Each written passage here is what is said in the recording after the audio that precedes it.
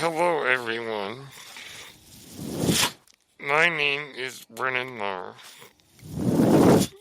That noise you're hearing is my ventilator. And welcome to Page Turners They Were Not, my Star Wars podcast. Today is the review of the 5th episode of Skeleton Crew, called You Have a Lot to Learn About Pirates. So I'm not going to go through each scene, but I want to talk about the things that stuck out to me. Let's start with the parents. So, back on Atten, the parents are trying to figure out how to communicate with their kids. This apparently is illegal to send messages beyond the barrier. And it's very much feeling like a police state.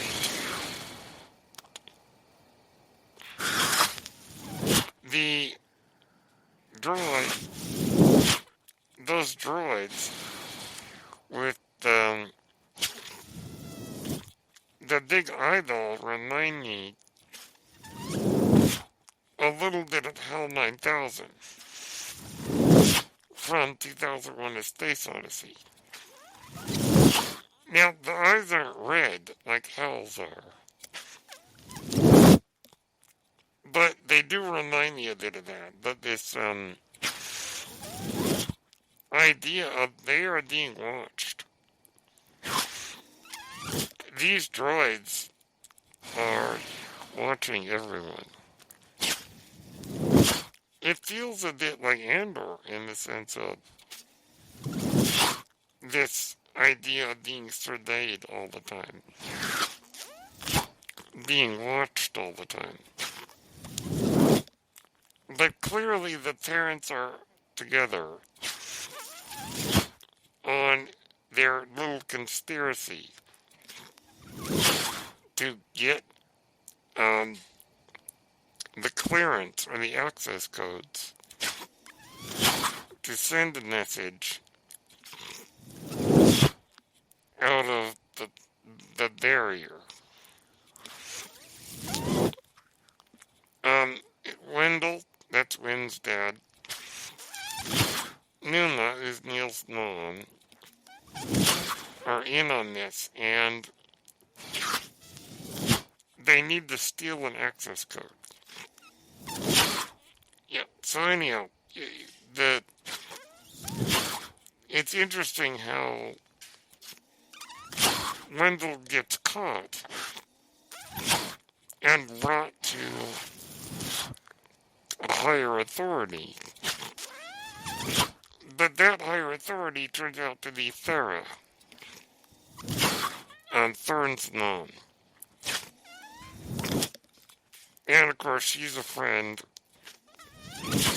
and in on the conspiracy and tells the droid to erase any records of the incident. So, a coincidence that it worked out really well. Or maybe not a coincidence. Wendell is convinced that this supervisor isn't going to help them. It makes me wonder, what is the supervisor? Is this a person? Or is it some kind of computer intelligence? I have a feeling it's a computer intelligence. I don't know that for sure. But it just feels like it's not going to be a person. Or maybe it is. it is difficult to say. Now, one thing that I wonder, I don't think the supervisor is the founder of all these colonies. But maybe they are. I don't know. So that's an interesting bit with the parents kind of trying to subvert a police state. So as far as the stories of the kid going to the kids,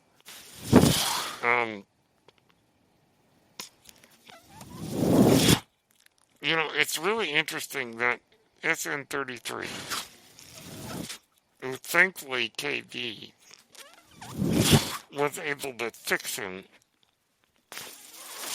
so that he didn't try to kill them all, reveals what this ship is. The ship that they're on is the Onyx Cinder, which is the ship of the pirate Captain Tuck Renaud. Tuck Renaud was the owner of SN-33. An infamous pirate who was looking for the lost treasure of that Atten.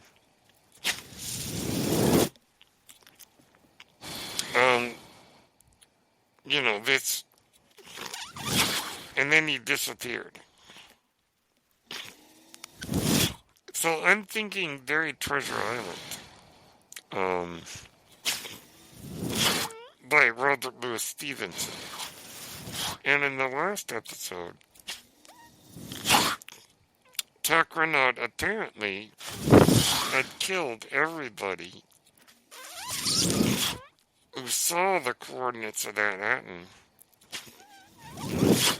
in that room at Akron, so that he could keep it a secret. And if you remember, in Treasure Island, Captain Flint killed his crew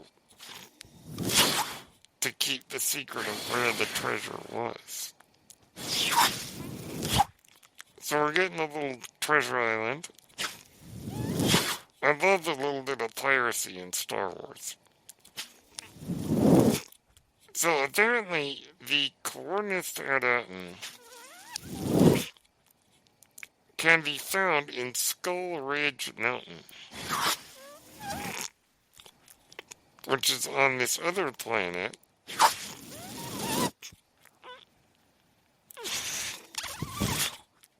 Skull Ridge Mountain, that sounds very piratey. So they end up on this planet, Lanupa. I have to admit, when they got to Lanupa, and we learned that it's an intergalactic spa,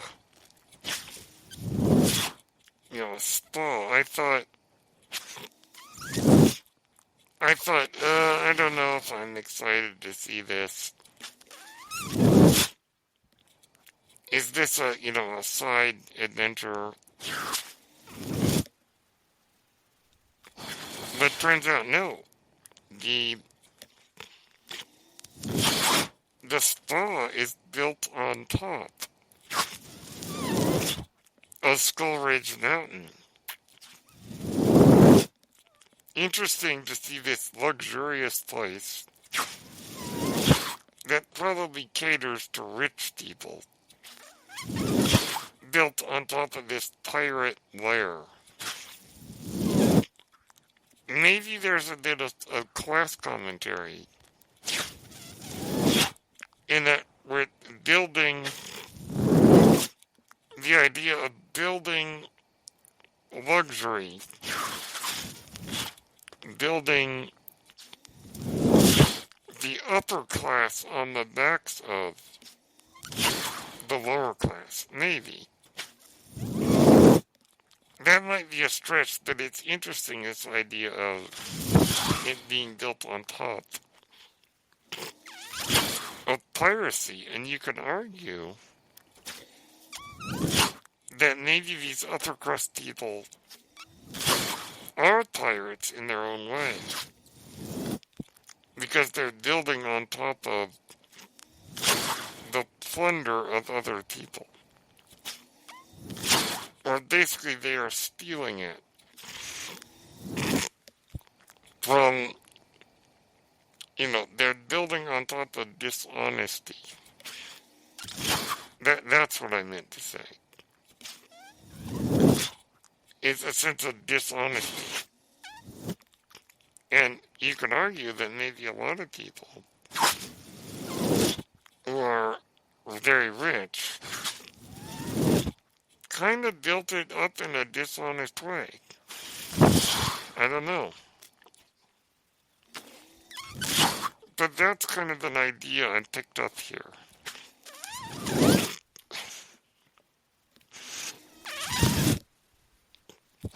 So, Jod, as he does, manages to ride their way into the resort. But then they run into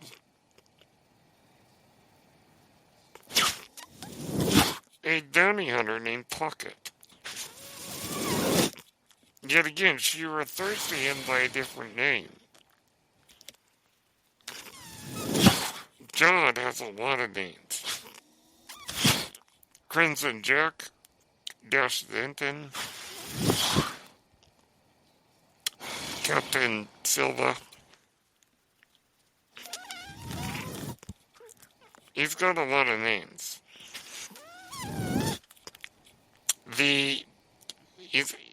And Pocket warns him to be careful because she's a bounty hunter. Later we see that she tells Captain Brutus, the Wolfman in charge of the pirates, that she's found Jod. And the pirates come after them. There's a lot that goes on, but I did want to point out this guy called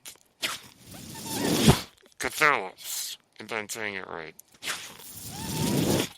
This big old tentacled guy with a face like a seal. Big old guy. They run into him as the kids are exploring underneath the spa. And they run into him, and at first, it seems he's going to be an enemy. But it turns out they tell him their story, and he's fascinated by it. I don't know why, but I got a lot of Falcor vibes, if you remember the never-ending story, the dragon. The luck dragon, Falcor. That's the feeling I was getting with this guy. Well, as they're running from the law, because not only is Pocket turning them over to the pirates, but the law enforcement on the planet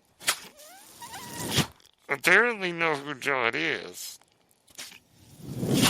and are chasing them around the spa. Well, anyhow, they all meet up down where Cathalos is. And Cathalos helps them get into an underground maze of tunnels. that lead to the pirate treasure. Not just is there treasure there, but also the coordinates to Manhattan. But anyhow, they get down there, we get into a very Indiana Jones kind of adventure with traps and puzzles to solve, and eventually they find themselves in a room full of treasure, and they do indeed find the coordinates to Manhattan. We learn that Manhattan is the location of an old Republic mint, a place that makes money. And Jod is really taken in by this idea.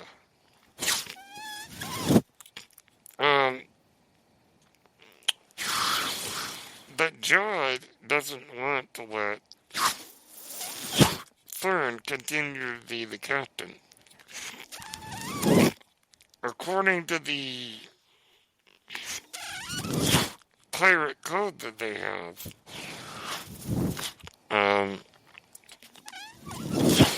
if Jod defeats Fern in combat,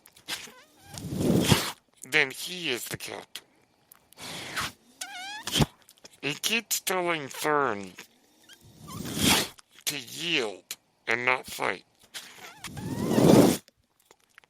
Eventually he convinces her to do so, and he becomes the captain. And he tells SN-33 that now he's the captain. Take these kids prisoner. Well, Lynn isn't going to let that happen. There is a lightsaber in that cave where all the treasure is. He picks it up and tries to fight with it.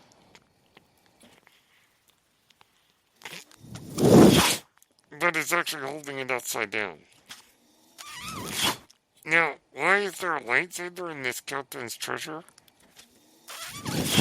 And they find a hologram of the captain, but they can't see his face. Now, I don't think this captain is going to be anybody that we know. But I wonder if Captain No-Head, the statue that we saw in the last episode, and this guy are the same. I don't think they are. But I wonder, what is the mystery of not revealing the face of this captain?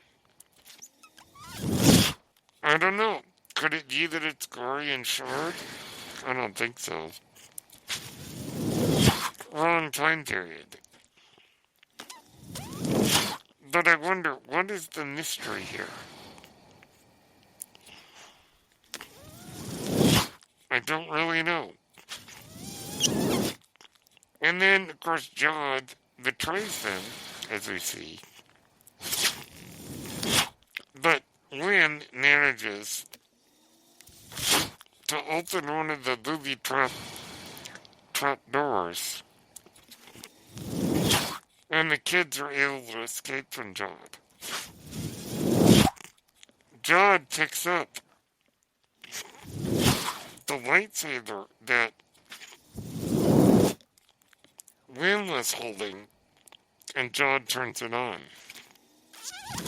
Now, earlier in the episode, Jod is talking to Lynn, and he says a very fascinating line. He says, "Your focus determines your reality." Now, where have we heard that? That's Qui-Gon's famous quote. Where did Jod hear that? Was he a Padawan in the Jedi Temple? Or did he run into Qui-Gon at some point? And Qui-Gon told him that. Now this line is fascinating because John's focus is on wealth and money. That determines his reality as a pirate. When Qui-Gon said it to Anakin, this was more about what you think you are,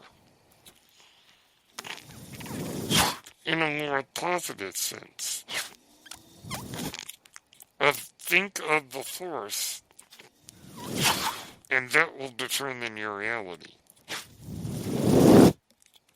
John apparently does the opposite. His focus is treasure.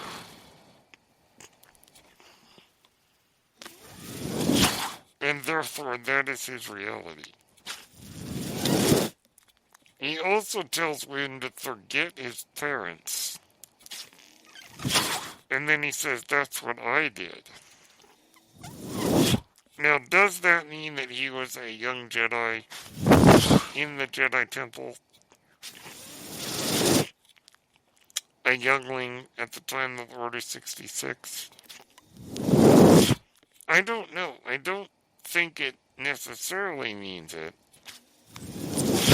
There is a high possibility that that is the case. But it could be that his story is not like that. And that he just forgot his parents because he became a pirate and he didn't care of it. I don't really know, and I'm sure we'll find out. But that's kind of my thoughts on the episode. Yet again, I don't think KD is given a lot of character here. And I'm waiting for them to give us more from her. That might be my only criticism. This episode was surprising in many ways. Because, like I said, when they went to the resort, I thought, I don't think I'm going to be able to get into this. But then it turns out that there is a mystery underneath the stuff. And I gotta say, last week's episode was very challenging for me to really get. This episode I thought was wonderful. And one that I connected with a lot more. I don't know, there's something about hidden treasure and pirates that's really interesting to me. And I really enjoyed the Indiana Jones element here. Indiana Jones, The Mummy, other movies of that kind. This show continues to be a great mishmash of all these different styles and references and stories that we're all familiar with. But like Star Wars does, it repackages it in something new. And I just am enjoying it very much. And that was quite a cliffhanger to leave us on. And I can't wait to see where it goes next. So those are my thoughts on on Skeleton Crew Episode 5. You have a lot to learn about pirates. My name is Vernon Nar. That noise you're hearing is my ventilator. Thank you for tuning in to Page Turners They Were Not, my Star Wars podcast. May the Force be with you.